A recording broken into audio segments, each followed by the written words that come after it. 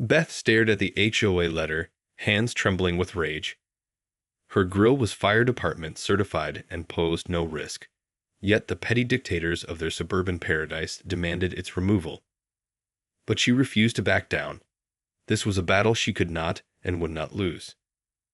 Beth crumpled the letter in her fist, her eyes blazing with fury. After years of dealing with the HOA's endless nitpicking and frivolous rules, this was the last straw. "Can you believe this?" she shouted, slamming the letter down on the kitchen counter. Her husband, Mark, looked up from his laptop, brow furrowed with concern. "What is it now?" he asked, dread creeping into his voice. He knew all too well the headaches the HOA had caused them over the years. "They're demanding I get rid of my grill. Can you believe the nerve of those people?" Beth paced the kitchen, her fingers combing angrily through her hair. Mark scanned the letter, his expression darkening. "But it's a fire department approved model. There's nothing wrong with it." "Exactly," Beth exclaimed. "They're just making up rules as they go, hoping we'll all fall in line like good little suburban drones." She slammed her palm on the counter, making Mark jump. "Well, not this time. I'm not backing down." Mark raised a hand in a placating gesture. "Honey, I know you're upset, but maybe we should try to reason with them first. You know how they can get." Beth shook her head vehemently. "No way. I'm done playing by their rules. This is my home, and I'll do what I damn well please." She leveled a determined gaze at her husband. "I'm keeping that grill, and there's nothing they can do about it." Mark sighed, knowing there was no talking her out of this. When Beth got her mind set on something, there was no changing it. All right. What's your plan, then?" A mischievous glint appeared in Beth's eyes. "Oh, I've got a plan? All right. And trust me, those HOA vultures aren't going to know what hit them." The next day, Beth marched into the HOA office, a stack of documents tucked under her arm. The middle-aged woman behind the desk peered at her over the rim of her glasses, an impatient frown on her lips. "How can I help you, Mrs. Garrison?" she asked in a clipped tone. Beth plopped the papers down on the desk, a triumphant smile spreading across her face. "I'm here about that ridiculous letter you sent me regarding my grill." The woman's eyebrows shot up. "Ah, yes. The grill that violates our community standards." She made a dismissive gesture with her hand. "I trust you'll be removing it as requested." "Actually, no." Beth leaned forward, her eyes gleaming. "You see, I've done some digging, and it turns out my grill is fully compliant with both fire department and HOA regulations." The woman's expression shifted to one of irritation. "I'm sorry, but that simply can't be. Our rules clearly state." "Here," Beth interrupted, sliding a stack of documents across the desk. "These are the fire marshal's inspection report, the manufacturer's safety certifications, and a copy of the HOA's own regulations, all of which prove my grill is perfectly legal." The woman's face flushed as she flipped through the papers, her lips pursed in a tight line. After a moment, she looked up, her eyes narrowed. "Well, this is highly irregular. I'll need to consult with the board before." "No need." Beth raised a hand, cutting her off. "I've already spoken with them. They've agreed that my grill can stay." The woman's mouth fell open, and she sputtered in disbelief. But that's not possible. I never." "Oh, it's very possible." Beth leaned back in her chair, a smug smile on her face. "You see, I made a few calls of my own. Turns out the board members are just as tired of your petty rules as the rest of us." The woman's face flushed an even deeper shade of red. "This is outrageous. You can't just." "I can, and I have." Beth stood up, gathering the documents and tucking them under her arm. "Now, if you'll excuse me, I have a grill to enjoy." As she turned to leave, the woman's voice rang out behind her, laced with barely contained fury. "This isn't over, Mrs. Garrison. Mark my words, you'll regret this." Beth paused, glancing over her shoulder with a wink. Bring it on. The following weekend, Beth fired up her grill, the aroma of sizzling burgers and hot dogs wafting through the air. She hummed to herself as she flipped the patties, savoring a moan of victory. Just then, a shadow fell across the patio, and Beth looked up to see Mrs. Wilkins, the HOA president, glowering down at her. Mrs. Garrison, the woman said in a clipped tone, I need to speak with you. Beth put down her tongs and crossed her arms, arching a challenging eyebrow. What is it now, Doris? You know very well what it is. Doris's eyes narrowed to slits. That grill of yours is in direct violation of our community standards, and I won't stand for it. Beth let out a derisive snort. Oh, really? I seem to recall showing you the proof that it's perfectly legal. Proof or no proof, I don't care. Doris took a step forward, her finger stabbing the air. That eyesore has no place in our perfectly manicured neighborhood, and I want it gone. Today. Beth felt her hackles rise, the fury she'd been holding in check bubbling to the surface. Listen up, Doris, and listen good.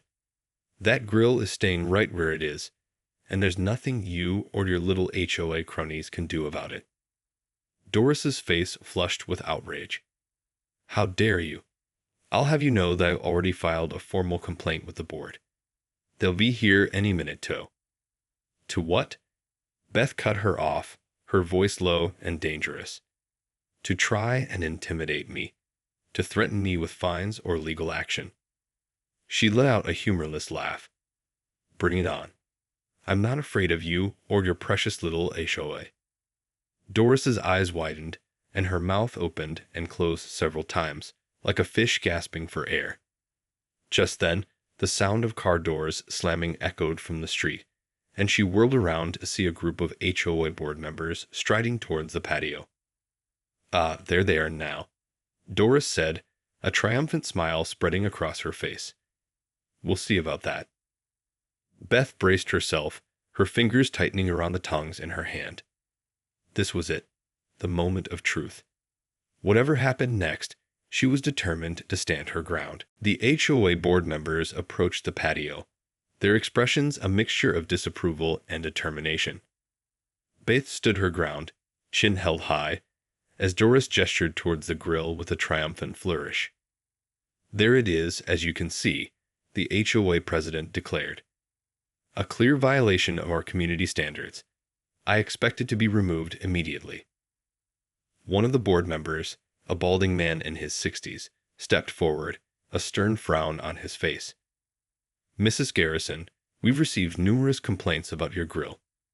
It's an eyesore and a potential fire hazard, and we simply can't allow it to remain. Beth felt her heart racing, but she refused to back down. With all due respect, Mr. Daniels, your concerns are unfounded. I've already provided the documentation proving that my grill is fully compliant with both fire department and HOA regulations. Another board member, a middle-aged woman with perfectly coiffed hair, spoke up. Well, we've reviewed those documents, and frankly, we're not convinced. There are still issues that need to be addressed. Beth's eyes narrowed. Issues? What issues? My grill is safe, clean, and properly maintained. I don't see any problem here. Doris stepped forward, her lips curling into a smug smile.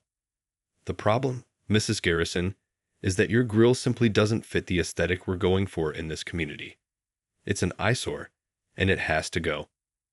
Beth felt a surge of outrage. An eyesore. This is a perfectly respectable, fire department-approved grill. It's not my fault your precious aesthetic can't handle a little charcoal and propane.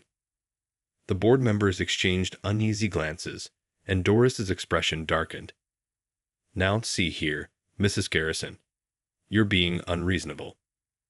This isn't about aesthetics, it's about maintaining the high standards our community. High standards? Beth scoffed, cutting her off. Since when do high standards include banning perfectly safe and legal outdoor cooking equipment? This is nothing more than petty, power-hungry bureaucracy, and I won't stand for it. The board members shifted uncomfortably, and Beth could see the cracks starting to show in their united front. Seizing the moment, she pressed on. Listen, all of you. I've done everything by the book, and I'm not going to remove my grill just because it doesn't fit your idea of a perfect neighborhood. This is my home, and I have every right to enjoy it as I see fit. The board members exchanged another round of uneasy glances, and Beth could see the uncertainty beginning to take hold. She had them on the ropes, and she knew it. So, unless you have a valid, legally binding reason to force me to remove my grill, I suggest you all go back to your little clubhouse and leave me alone. Doris opened her mouth, but before she could speak, Mr. Daniels raised a hand, silencing her. I think we need to discuss this further, Doris. Let's reconvene the board and review the documentation again. Doris's face flushed with anger, but she nodded stiffly. Very well, this isn't over, Mrs. Garrison. As the board members turned and headed back to their cars, Beth felt a surge of triumph. She'd stood her ground, and for now, it seemed she had won. But she knew Doris and the HOA weren't going to give up that easily. The battle was far from over. The next few days were a whirlwind of activity for Beth.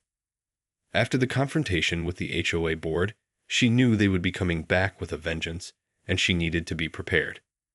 First, she called the fire department, requesting a second inspection of her grill.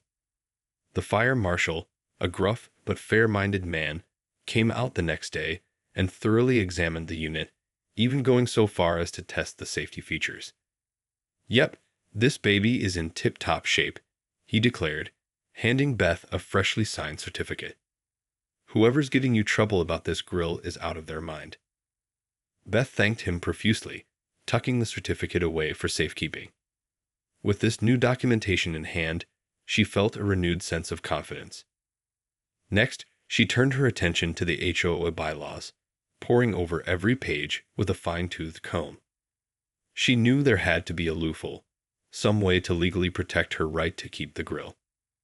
After hours of research, she finally struck gold, a clause that specifically addressed outdoor cooking equipment, stating that as long as it was properly maintained and met fire safety standards, the HOA had no grounds to demand its removal. Grinning triumphantly, Beth made copies of the relevant pages and eagerly awaited the HOA's next move. It didn't take long. A few days later, a certified letter arrived, informing her that the board had voted to fine her $500 per day until the grill was removed. Accompanying the letter was a hefty stack of legal documents detailing their case and the penalties she would face. But Beth was undaunted. With her fire marshal certificate and the HOA's own bylaws in hand, she marched down to the community center, ready to challenge the board's decision. As she entered the meeting room, all eyes turned towards her. Doris, the HOA president, sat at the head of the table, her lips pressed into a thin, disapproving line. Mrs. Garrison, she said, her voice dripping with disdain, I see you've decided to grace us with your presence. Beth met her gaze, unflinching. That's right, Doris. I'm here to discuss this ridiculous fine you've levied against me.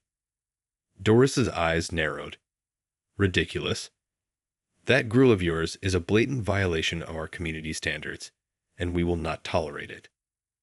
Beth held up a hand, silencing her. Actually, Doris, I've done my homework. According to your own bylaws, as long as my grill is properly maintained and fire safety certified, you have no grounds to demand its removal. The board members exchanged uneasy glances, and Doris's face flushed with anger. That's simply not true. We have the authority to. To what? Beth interrupted, her voice firm. To ignore your own rules? To selectively enforce them based on your personal preferences? She shook her head, her eyes hard. I don't think so. The room fell silent, the tension palpable. Beth could see the conflict in the board members' faces, the realization that they were on shaky legal ground. Finally, Mr. Daniels cleared his throat, his expression pensive. Mrs. Garrison, I understand your position, and I must admit, you've made a compelling case. Perhaps we should reconsider our decision and review the bylaws more closely. Doris's head snapped towards him, her eyes widening in disbelief. You can't be serious, Harold. This is an outrage. But the other board members were already nodding in agreement, their resolve crumbling. Beeth watched, a triumphant smile spreading across her face, as the once formidable HOA began to crumble before her. The following week, Beth sat on her patio, sipping a cold lemonade and watching the sunset. The confrontation with the HOA had left her feeling both exhausted and exhilarated. She had won the battle, but she knew the war was far from over. Just then, the sound of footsteps approaching made her look up. To her surprise, Doris, the HOA president, was making her way across the lawn, her expression uncharacteristically sheepish. Mrs. Garrison, Doris said, clearing her throat. I wanted to speak with you. Beth arched an eyebrow, setting down her glass. What is it, Doris? Come to try and intimidate me some more?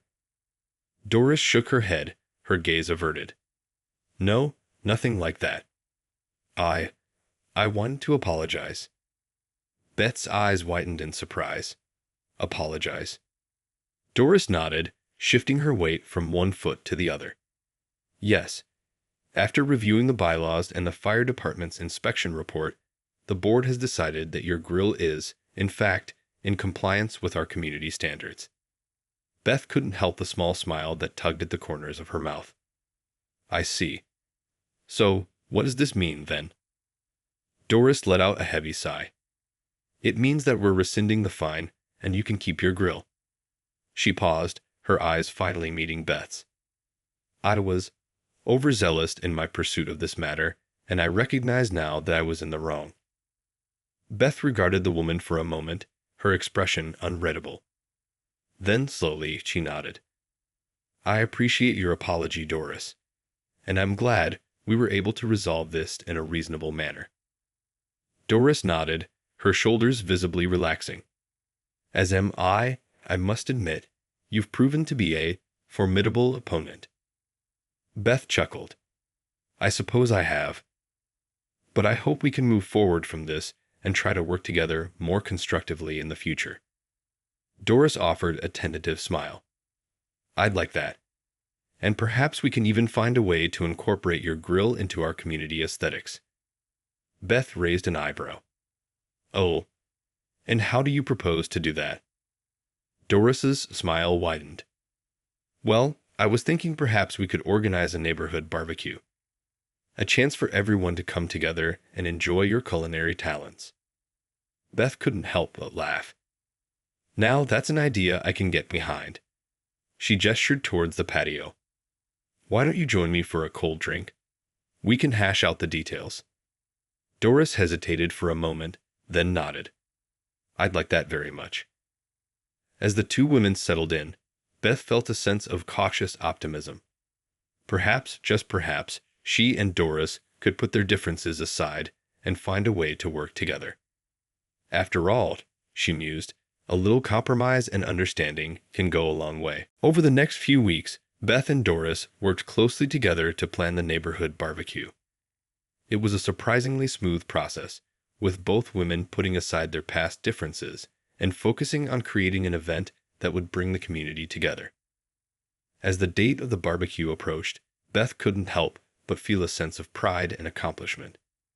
What had started as a heated confrontation had ultimately led to a newfound understanding and cooperation between her and the HOA. On the day of the event, the community turned out in full force. Neighbors who had previously avoided each other now mingled and chatted, bonding over the delicious food and lively music. Beth stood at the grill, flipping burgers and hot dogs with a wide smile on her face, as Doris circulated through the crowd, making sure everyone was enjoying themselves. As the sun began to set, Beth stepped away from the grill, wiping the sweat from her brow. She scanned the crowd, feeling a surge of warmth and appreciation for her fellow residents. Perhaps, she mused, the HOA wasn't the enemy after all. but rather a group of people who simply wanted to maintain a sense of community and pride in their neighborhood. Just then, Doris approached, a genuine smile on her face. "Beth, this has been a huge success. The community is absolutely loving your grill, and the food is incredible." Beth chuckled, handing Doris a cold drink. "Well, I'm glad to hear it. It's been a pleasure working with you on this, Doris." Doris took a sip of the lemonade, her expression thoughtful.